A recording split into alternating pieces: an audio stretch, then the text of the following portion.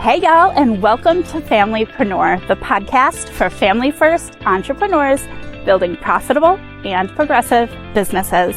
If we haven't met yet, I'm your host, Meg Brunson, and my pronouns are she, her. Before we get started, I want to remind you that this podcast episode isn't going to change a thing in your business unless you take action. And the best way to follow through is by joining us inside of the Familypreneur Business Accelerator. It's where we work, win, celebrate, and grow together. Head over to familypreneur.co to join us today. All right, let's do this. Hey, Familypreneurs. Thank you so much for joining us on another episode. Today, we're going to be talking about managing time and priorities, how to step up as CEO of your business. And we are joined by Ashley Kang. Ashley is the hype woman for the service provider looking to regain clarity, sanity, and time back so they can grow as the CEO of their business and make an impact. AHK Business Management was born out of her desire to bring strategy, systems, and action planning together in a holistic way. Ashley is passionate about creating and prioritizing tangible action steps to get business owners unstuck and out of their own heads, all so they can stop feeling like a disgruntled employee in their own business and step into their CEO shoes. Ashley, I am so excited to have you here today. I feel like this is a topic we all need to be talking about. So thank you so much for being here. Yeah, thank you so much for having me, Meg. And I love talking about these things. So I'm really pumped for our conversation. Yeah, I think most people, when they start their entrepreneurship, I mean, I'm speaking for myself, but a lot of people I've encountered, they've been in like a 9-to-5. They decide they don't want to work 40 hours a week and do all those things. So they leave the 9-to-5, but that they end up stuck working 60 to 80 hours a week. And it's like we get stuck, right? In that like you said, call it the disgruntled employee phase. And we really need to figure out how to move from that employee mindset into that CEO mindset. So what is the first thing that we need to do once we realize that this is us you're talking about? This is me. Yeah, I think there are kind of three things that you should be doing in tandem, if that makes sense. Sure. Being really clear about where you're going. So your mission, vision, and values. That's what I call the business foundations. People call them your brand messaging guidelines, whatever you want to call it, but mission, vision, and values, because you need to know what direction you're pointing the ship, so to speak. You need to know how you're going to be serving your clients, your customers. And so if you're not clear on that, then you're a marketer, Meg. It's hard to talk about what you're trying to sell if you don't know. So that's one thing. Second thing is then having the action plan. So if you have the vision and mission, you have to break things down into goals and then into like shorter term priorities and projects. So you actually can start moving in the direction you want to go. And then finally a weekly CEO day so that you're actually putting a pause on doing all the things for everybody else and all your clients and actually getting time to check progress on your own goals, self-correct where you're going, adjust, do some self-care, which is super important, and, plan ahead and prepare. So those are the three things that, I think a lot of people try to just jump right into everything and just go. Sure. But you have to have those three things in place before you can actually make some sustainable moves. So let's focus on one at a time and kind of see if we can dive a little deeper into those. Let's start with the business mission, vision, and values. How do you go about setting those things, like defining those things, figuring out what they are, so that they can, and then we can talk about how we can use them to guide us, right? But first, how do we define them? So really, your mission is the what you're about, what you are trying to get at. People sometimes, put mission and niche in the same bucket. They're not exactly the same thing, but for all intents and purposes, similar. It's what you are doing. Starbucks' mission, for example, is to inspire people with coffee. I think close enough, to inspire the human spirit, one cup of coffee at a time. I think that's what it is, something like that. And so their mission is about inspiring people, and their vision is to create community and caffeinate people, right? But mission is really what you're doing. And so if you can articulate, I do XYZ for whoever your ideal client is, so that whatever the transformation is, you're golden. It could be really simple, and it changes, right? Business changes, we pivot, we grow, our priorities change. Vision is like the pie in the sky, as one of my friends would call it, the long-term goals, like the really far out things that you are striving for, whether that be like a personal vision or business vision of being able to have a team, for example. That might be one of your visions, part of your vision. Personal vision might be being able to own a home.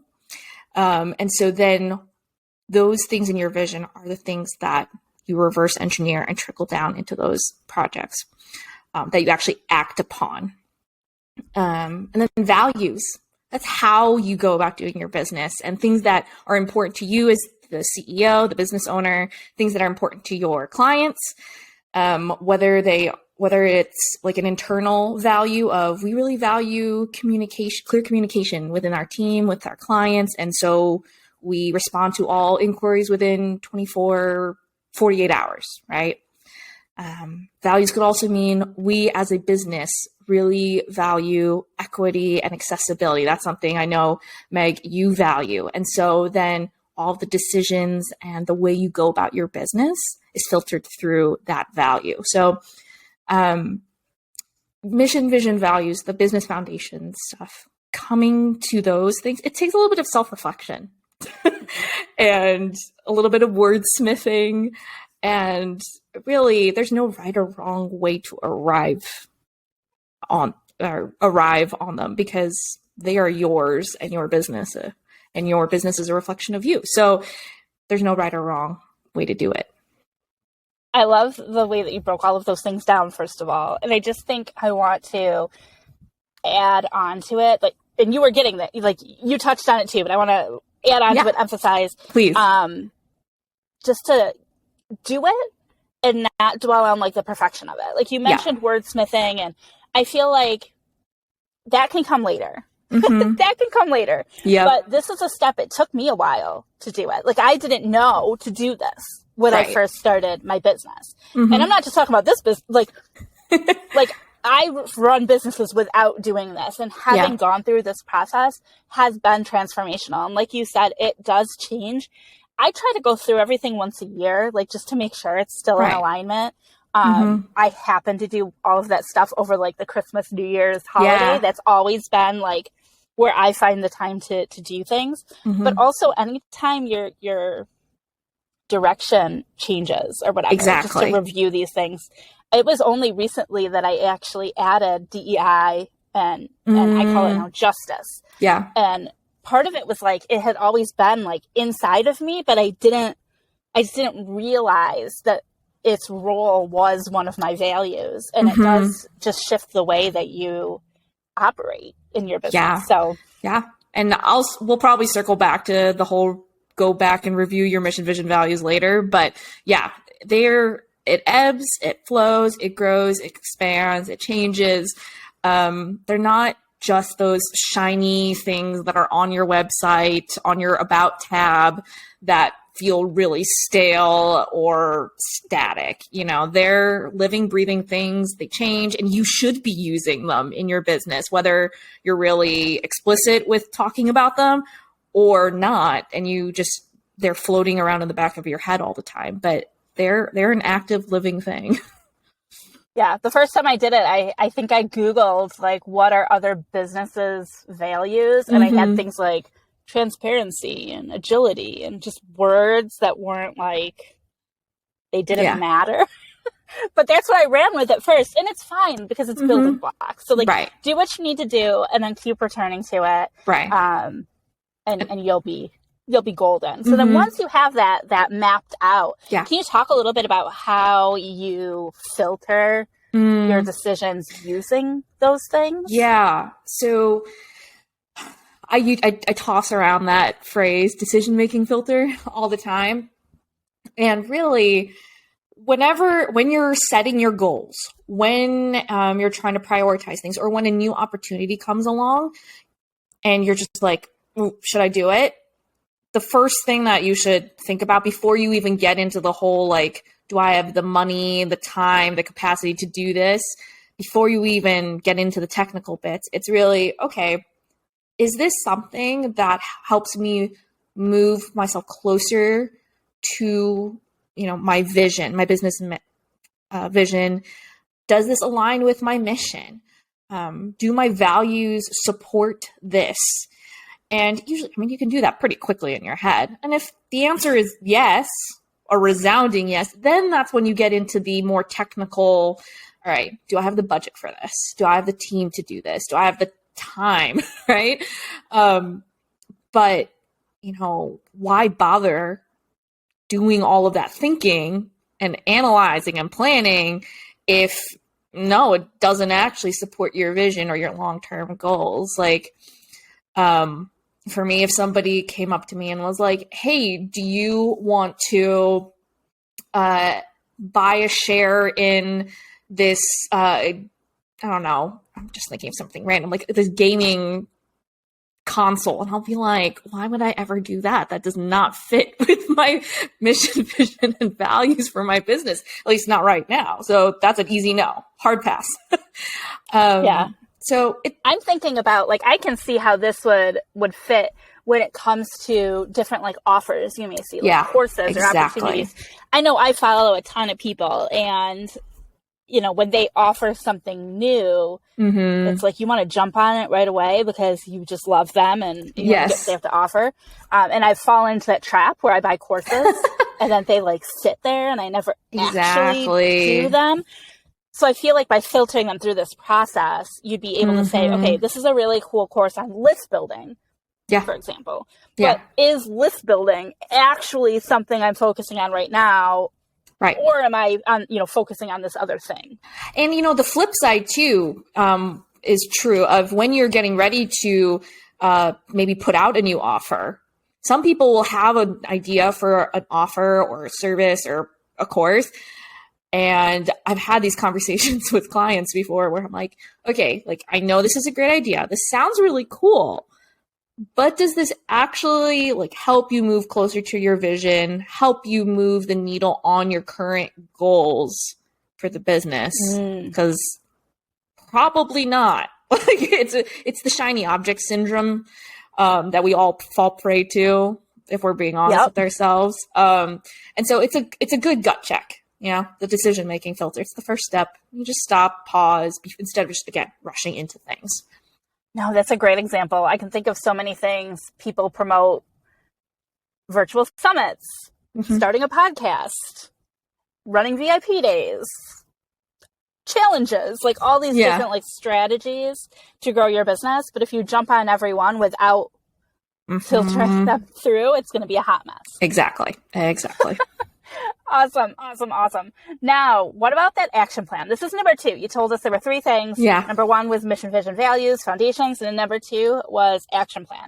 So you're talking about an action plan for the next year based on your goals. What does that look like? So, we are all entrepreneurs. We're business owners. Things change. Planning can, you can do all the planning and that can get chucked out the window, at any point when things happen.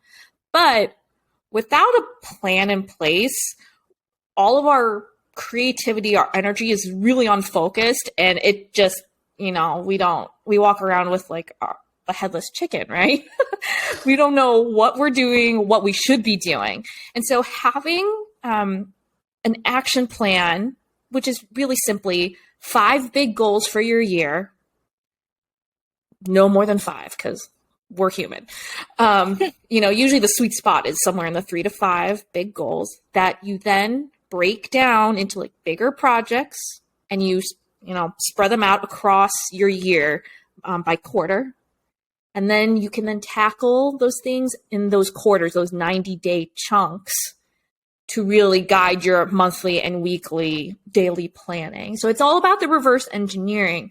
But as you go through your action plan, as you go through the quarter, you might be like, I'm not seeing the return on investment on this, or I don't think this is worth it, or this might take longer, or wow, we finished that really quickly. Then you're able to not spend as much time worrying about what comes next. It gives you, having an action plan for your year gives you something to work off of and adjust. It's harder to make a plan on the fly than it is to adjust an existing one, right? Sure. So, setting out the plan, the big goals, and then knowing as you start, things might shift, and that's okay. But you've been able to at least break it down into tangible, doable pieces. So it's not as overwhelming, it's not as intimidating, and you can at least then set direction to start going. Now, when you're talking about these 5-ish or less, right, goals, are these things like launches, or are they income goals, or can we talk a little bit about Sure. what the goals should look like? Yeah. Both of what you just described, it could be launching a program or launching a podcast, because, there's a lot of work that goes into those things. And, it takes more than a month or two or even a quarter to get any of those things off the ground. So yeah, those would be things. You could have a really big income or revenue goal. And then when you reverse engineer that breaks it down to more of, all right, these are the activities that I'm going to do to try to bring in more revenue, whether it's I'm going to really invest in my referral partner network this quarter, or I'm going to really work on repurposing my video podcast content. Whatever it is, you can make those goals. You have to make the goals.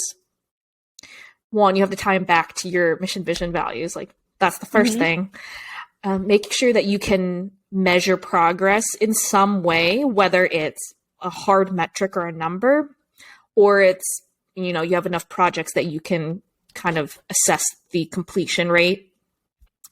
And then, making sure you have the resources to do it, because some people might set goals and they don't actually have the financial means to follow through with those things. They might not have the team and the manpower.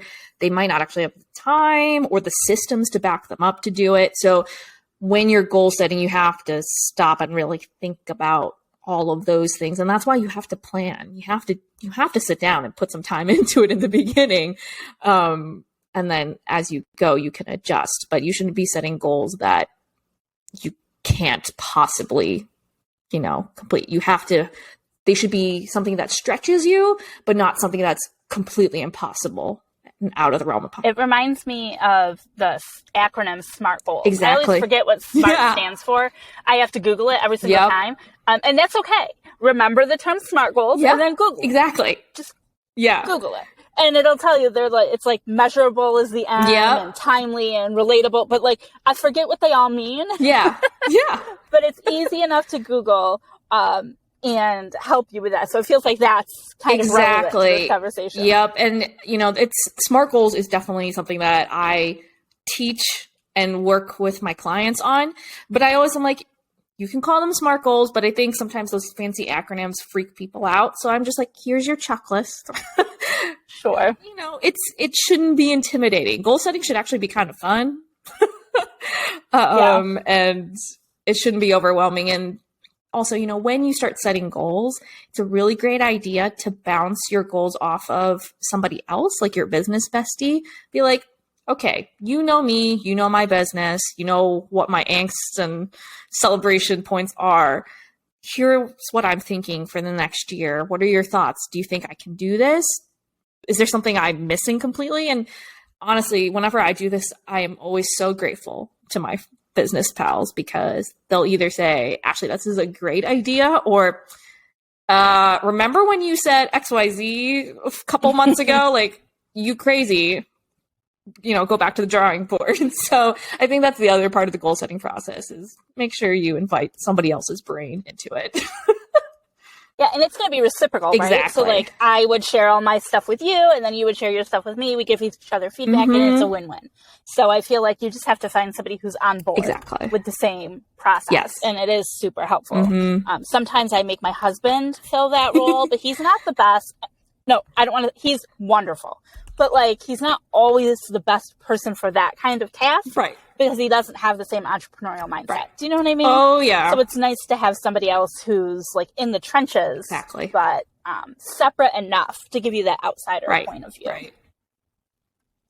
Okay. Well, I love all that. I love all that. Now, once you have your goals set, what is the best way to make sure we don't, like, totally forget?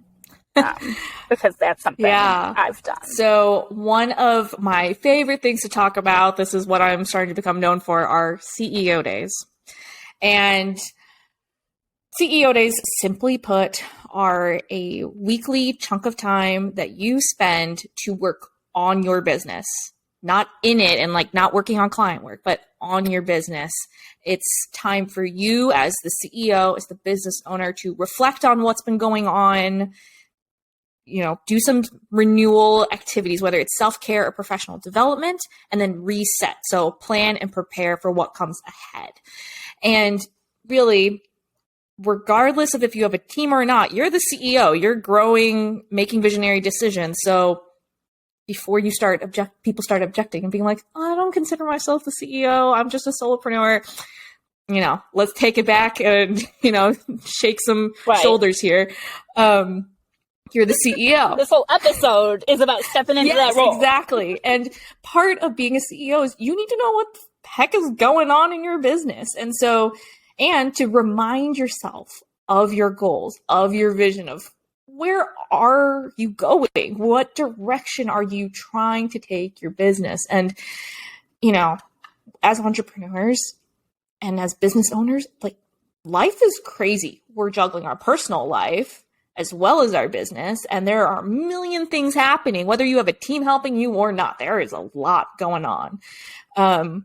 Somebody once said, you know, CEO, that means chief of everything. And it's really true. Because at a high level, you're in charge of everything. And so the weekly CEO day is time for you to, like, realign. And part of your CEO day should be to, you know, check back in on your goals. What progress are you making on the projects that will support your goals that quarter? It's a good time to make a plan to continue breaking down those goals and those projects so that you can achieve your goals and your vision. It's that time where you can do that decision making and do those gut checks of, am I actually enjoying what I'm doing? Is this actually nurturing and growing the business? Take care of all of those other things like finances and bookkeeping. Good time for networking. Go through all those millions of courses and programs that you've bought or are a part of. And self-care. You know, self-care can be, you know, something as easy as I'm going to go work at a coffee shop, or I'm going to order a nice lunch in, to I'm going to book a massage once a month, you know, during my CEO day time.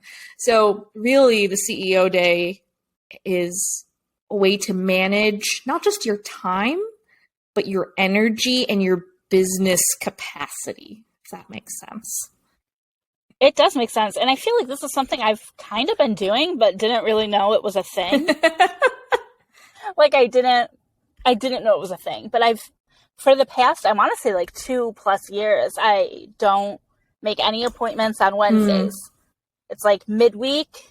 I keep my calendar clear, and I just allow myself to be very intentionally in control of that time. And not every Wednesday looks the same. Sure. Some Wednesdays I take my kids and we go to a museum and we have family time, but it allows me to, like, and I love my clients, right? But it allows me to have time where everybody knows I'm unavailable. Right. And so I'm not answering emails.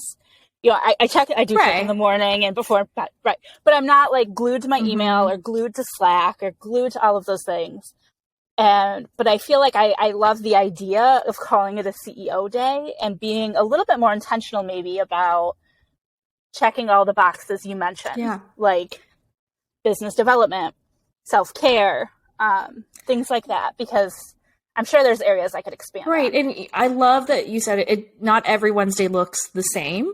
And, even with, for my clients, when we do a Design My CEO Day, which is my signature service, and we're building out their CEO Day plan, we're always talking about, this list, this plan is here to guide you. And like some of the stuff will become second nature and you can probably cruise right through it.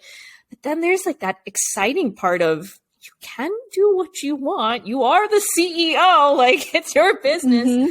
And, at the end of the day, really, the CEO Day is so that you can be refilling your CEO cup so that you can show up 100% for your business, your clients, your team, if you have one, and for yourself, because you're the one running your business. Like you chose to build this business. And so you need to be able to have that time and space to celebrate the work and enjoy it. Yeah, I think right before we started recording, I told you I'm like newly addicted to Reels. It's been like maybe a month. Maybe it's been a month by now. But like last Wednesday or 2 Wednesdays ago, I recorded like 30 Reels. And for some people, that may sound like torture, right? But I had so much fun with it. And I went to my co-working space and I was working, but like in a way that I felt I was having a lot of fun. And nobody bothered me because it was my day off, my Wednesdays. I just love this. Tell me, I want to know, you've got a Becoming the CEO email series. Does that talk about these CEO days? Tell me what that email series is. So the email series is for the online service provider or coaches who want to create more time and space to manage and grow their business and step into their CEO shoes. So it's a weekly email series. Every Monday, I pop into your inbox with some little tidbit. I just, even off the top of my head, there was some mindset coaching a couple weeks ago about you are the CEO, whether you have a team or not. There's one this last week was, how do you do a pulse check? What kinds of things should you be looking at for your, metrics or whatnot, your data that you should be collecting? I've got some other really fun things coming up. So it's a little, how should I put it? It's a CEO goodie bag every Monday in your inbox. So that's a great resource. And I'm really enjoying it. And I like to think of, I'm sure you know this too from your marketing lens, your email community is really like a special, intimate kind of group of people. They're like in the know of what's happening. So I've been really enjoying that. Awesome. Well, we'll put a link to that in the show notes.